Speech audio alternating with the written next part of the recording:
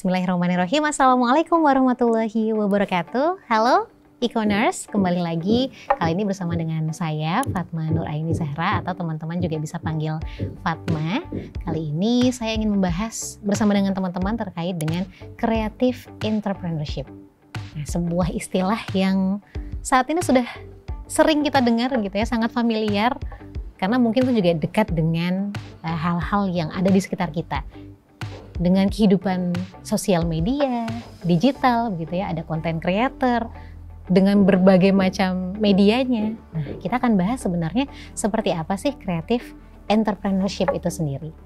Nah, istilah creative entrepreneur atau kewirausahaan kreatif, nah ini adalah sebuah istilah yang singkatnya begitu ya mengacu pada aktivitas bisnis yang dilakukan oleh para wirausahawan yang tergabung dalam industri kreatif. Jadi mudahnya creative entrepreneur ini mencirikan seseorang yang mampu mentransformasikan ide mereka menjadi sebuah produk yang itu punya nilai jual di masyarakat. Nah, tapi seorang creative entrepreneur itu juga punya tantangan yang tentunya berbeda ya dengan entrepreneur ataupun wirausahawan yang biasanya ya, karena mereka punya nilai-nilai kreatif yang harus mereka tekankan di sana. Mereka harus punya misalnya tentu sebuah ide ya yang bisa dijadikan bisnis kreatif itu sendiri. Kemudian juga mereka harus menemukan pasar yang ini juga mungkin dialami oleh wirausahawan yang punya bisnis yang merintis begitu ya, ataupun UMKM, usaha yang menengah ataupun yang baru merintis kecil-kecilan gitu. Mereka harus punya ataupun punya kemampuan untuk menemukan pasarnya sendiri, kemudian menentukan pasarnya seperti apa. Mereka juga harus punya kemampuan untuk bisa bekerja sama dengan orang-orang yang punya kapabilitas yang sesuai dengan bisnis kreatif yang ingin mereka buat. Selain itu juga mereka punya tantangan untuk bagaimana bisa mengidentifikasi sumber daya keuangan, karena tadi ya ide awalnya adalah mereka ingin jualan ide ya. Jadi bagaimana kemampuan seorang creative entrepreneur itu diuji adalah mereka bisa menemukan ataupun mengidentifikasi sumber daya keuangan dan juga teknisnya. Seorang creative entrepreneur juga harus punya kemampuan untuk berpikir kreatif, berpikir kritis, mengembangkan strategi, bagaimana bisa bersaing, kemudian berkolaborasi bahkan, dan juga menyesuaikan diri dengan perubahan-perubahan yang terjadi. Karena creative entrepreneur tidak bisa dipungkiri meskipun sudah ada mungkin sejak lama begitu ya, tapi perubahan teknologi digital lah yang mungkin itu semakin mendekatkan istilah creative entrepreneurship ini kepada kita semua. Sehingga perubahan teknologi digital, kemudian perubahan pasar, ini adalah hal-hal yang perlu menjadi perhatian seorang creative entrepreneur untuk bisa memaksimalkan ataupun bisa menghadapi begitu ya tantangan-tantangan untuk bisa menyukseskan bisnis kreatif yang akan mereka bangun. Nah, ekonomi kreatif itu juga adalah istilah yang dekat dalam creative entrepreneurship. Nah, ini juga disampaikan oleh Richard Florida dalam bukunya yang berjudul The Rise of Creative Class and Cities, yang menyampaikan tentang industri kreatif, kemudian kelas kreatif di masyarakat, atau dia menyebutnya adalah komunitas kreatif, creative class gitu ya. Dan creative class ini juga punya karakteristiknya sendiri.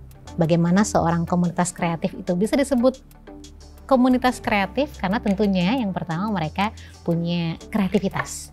Jadi punya kemampuan, kemudian kemauan untuk menciptakan sesuatu yang baru, ide-ide baru, dan juga mampu menciptakan sebuah inovasi. Menjawab mungkin hal-hal yang menjadi tantangan di masyarakat.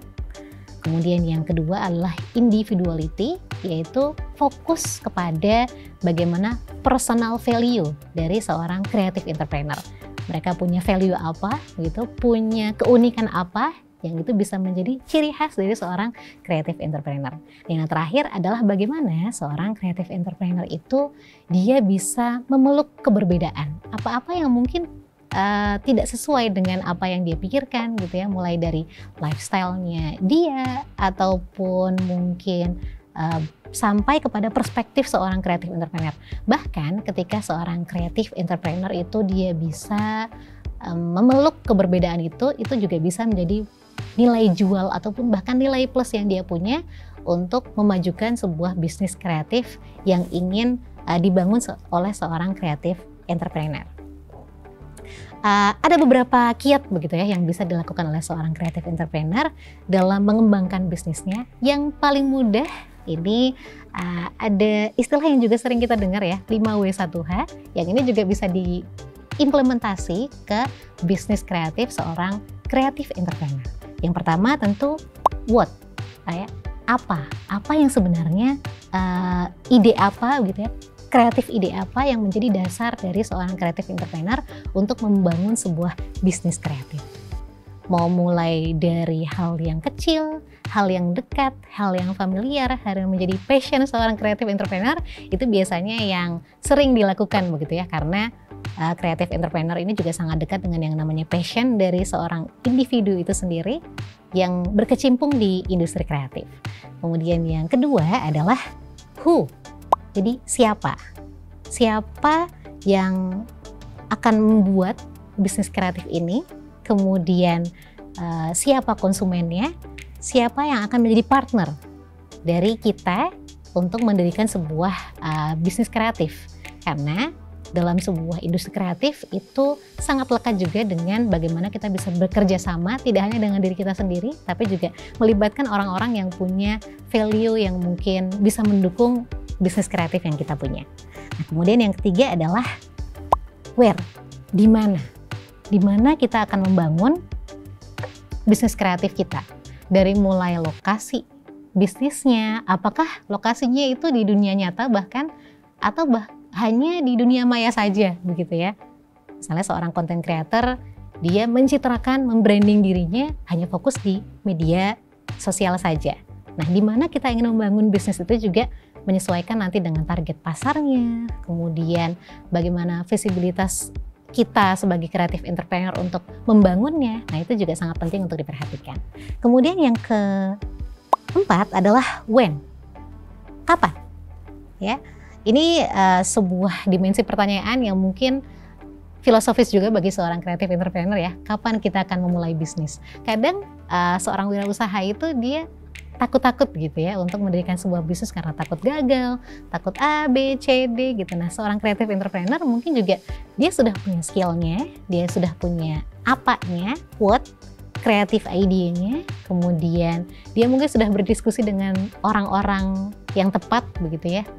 Dia sudah menemukan marketnya, tapi kadang untuk memulai itu yang menjadi pertanyaan besar. Nah, ini juga memulai di waktu yang tepat. Ini adalah pertanyaan yang harus kita jawab sebagai creative entrepreneur.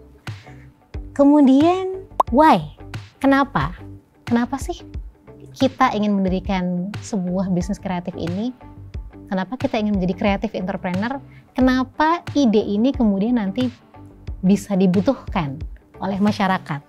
Karena tadi ya, tantangannya adalah menemukan pasar, kemudian menjawab apa yang berubah di masyarakat, inovasi apa yang akan kita tawarkan, jawaban atas masalah apa yang ingin kita tawarkan kepada masyarakat.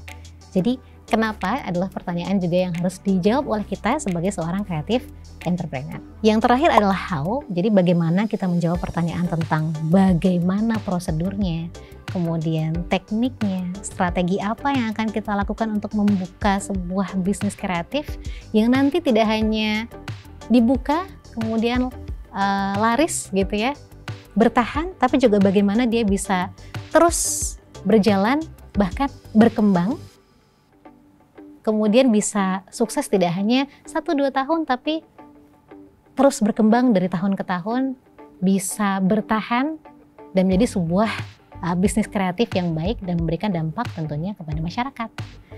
Nah, itu tadi e-commerce terkait dengan bagaimana kita mengenal seorang creative entrepreneur.